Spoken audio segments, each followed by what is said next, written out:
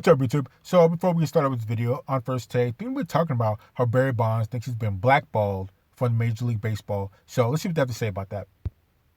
You know about the steroid use. You get it. You don't believe what you were seeing, even though I thought he was en route to the Hall of Fame before he started using the steroids. Barry Bonds is well on his way to being a Hall of Famer. Also don't condemn him the way that a lot of people do, because Mark McGwire and those boys started it, as far as I'm concerned. Not literally, but figuratively speaking.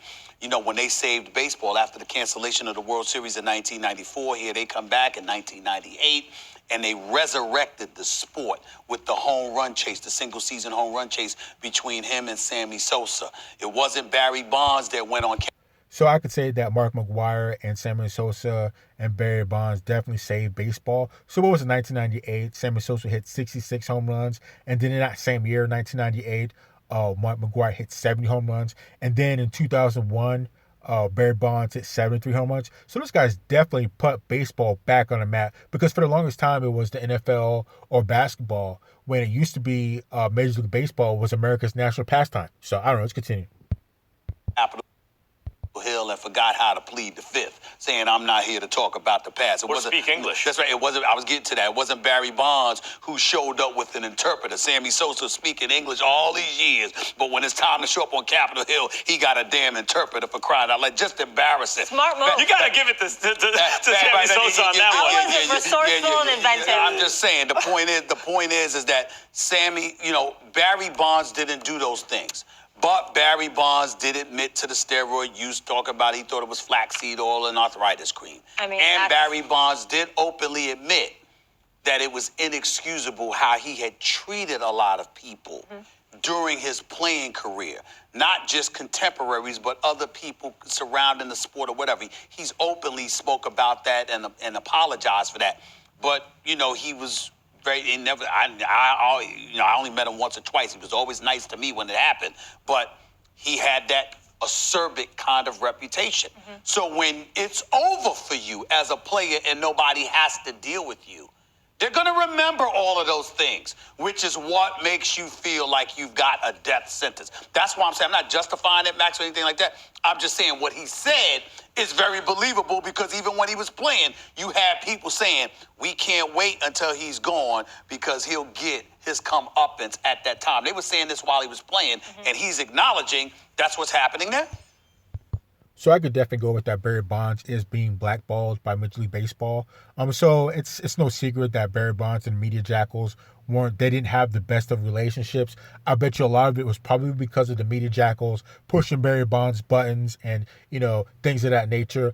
Even though it takes two to tango, so Barry Bonds may have been arrogant, which he probably was. Because what are you going to tell Barry Bonds? He's one of the best baseball players ever. So it's just going to take two to tango. And as far as the whole steroid thing with Barry Bonds, I think he was stupid. He should have kept his mouth shut and not said anything about it. But then again, if he felt that he was innocent, he did admit to having steroids in his system, but it wasn't because he did it intentionally. So somebody gave him something that had steroids in it. So I don't know. It kind of makes the whole story rocky. I would have just kept my mouth shut about it and not said anything. But with that said, here you have the Houston Astros got caught blatantly cheating, and nobody's supposed to suspend it. Their trophy, they still get to have the trophy at the Houston Astros compound. Nobody has to turn the rings. No, their championship for 2017 hasn't been stricken from the records. That just doesn't make sense. But here you have, Pete Rose can't even be admitted to baseball. Barry Bonds can't get into the Hall of Fame.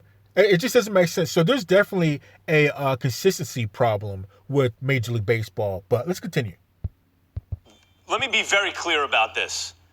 Barry Bonds should be in the Hall of Fame. Absolutely. He should have been on the first vote in spite of this of the PEDs because of this. 8 times he's been denied. He's got 2 times left. He should have been first ballot. I think so. McGwire and Sosa, no. Because the question is, were you a Hall of Famer before you started juicing? Right. And they weren't. Barry Bonds was clearly one of the 4 greatest left fielders of all time. Absolutely. Before he ever started juicing. Absolutely. Ted Williams, Stan Musial, Ricky Henderson, Barry Bonds, and he may have been first. I'm not saying what order it is. He's one of the 4. He was one of the greatest players who ever lived. He led the league in slugging. 30 for 30. He led the league in slugging percentage 3 times, on base percentage 4 times, before he ever started with anything. So he should have been in the Hall of Fame. But ghosting him now is okay for baseball because he never copped to it. I don't think he's telling the truth about what he knew he was doing. I mean, it's pretty obvious. At the age of 30. Okay, so let me jump in real quick. Like I said, I think Barry Bonds was stupid. He should just left it where it's at and not admitted to it. So let's take a quick look at Barry Bonds' numbers. So Barry Bonds played for the Pittsburgh Pirates from 86 to 92. Then he played with the San Francisco Giants from 93 to 07. So here's some stats. So he was a 14-time All-Star, 1990, 92 through 98, 2000, 2004, to 2007. He's a 7-time NL MVP, 1990, 92, 93, 2001 through 2004. He's an 8-time Gold Glove winner, 90 to 94, 96 through 98. He's a 12-time Silver Slugger, 1990 through 94, 96, 97, 2000 to 2004. 3-time LA Hank Aaron Award winner, 01, 02, and 04. 2 times NL batting champion, 02, 04. 2-time NL home run leader, 93, 01. So, a lot of his stats that made Barry Bonds a Hall of Famer happened before 2001, if that's the year that you want to put, that he started using steroids, because that's when he broke the record. So Barry Bonds was a Hall of Famer well before this whole thing with steroids and the home run thing. So I don't know. I think Barry Bonds definitely should be able to get into the Hall of Fame. So let's continue. 6. I just want to explain this to you. If you have an on-base percentage over 400, that's amazing. If you have a slugging percentage over 500, you're a slugger. Barry Bonds was putting up on-base percentages, on base, not slugging, over 500, 600 one year. It means 60% of the time he's reaching first base at least. Slugging percentages, 863, 7. He never did it before. 812. He never did any of this before. He's hitting 370. He's hitting 362 with power. As great as he was before, and he was doing it between the ages of 36 and 39. It was clearly not the same guy anymore. It was a new Barry Bonds. That guy, and here's the reason that they're ghosting him, I think, without even realizing it. When McGwire broke the single-season mark, as did Sosa, Hank Aaron still held the all-time mark. Babe Ruth was the last guy who had the single-season home run record. He had 60, all-time home run record, 714. Then Maris got the single-season. Hank Aaron got the all-time. Barry Bonds was the first dude to unify the titles again. He's the single-season and the all-time home run record, and he did it by cheating. And that's the problem, because he never copped to it. Hold on. So, again, we don't necessarily know that he cheated. Now, he said he did have steroids in his system, but he said he didn't take them. Somebody gave him a supplement that he made him test hot for steroids. And to be honest, with the amount of muscle that he put on, you could probably do that within a year, year and a half. If all you have to do is just work out, and run and eat. That's all he has to do. That's all his job is to get bigger, to stay in shape and all that. So to have him gain the type of muscle he did within about a year or year and a half, I can definitely see that. He's not like the normal person that has to go to work and you might miss a workout or you can't eat the way you want to eat. All his thing is work out, eat, and get better, bigger, and stronger. So he has the means to be able to put on the type of weight and the muscle that Barry Bonds was able to do. And so let's take a quick look at his MLB records. So these are records in Major League Baseball right now. So he has 762 career home runs, 73 home runs in a single season, 2,558 career bases on balls, 232 bases on balls singles, and his on-base percentage is 609 for a single season, and his slugger percentage is 863 in a single season. So Barry Bonds is a baller. He's been taking care of business since pretty much day one. And this whole steroid thing, I think he should have just kept his mouth shut on there, and he would have been probably okay. But I don't know. Let's continue. But you could say that's the problem. He never copped to it. But we also got to understand why others copped to it. Mark McGwire was looking for a job in baseball. And you had guys like Tony La Russa willing to hire him. He sat down with Bob Costas, the great Bob Costas. He copped to it to some degree or whatever years later. And it was when he was looking for a job. What's worse? That's number one.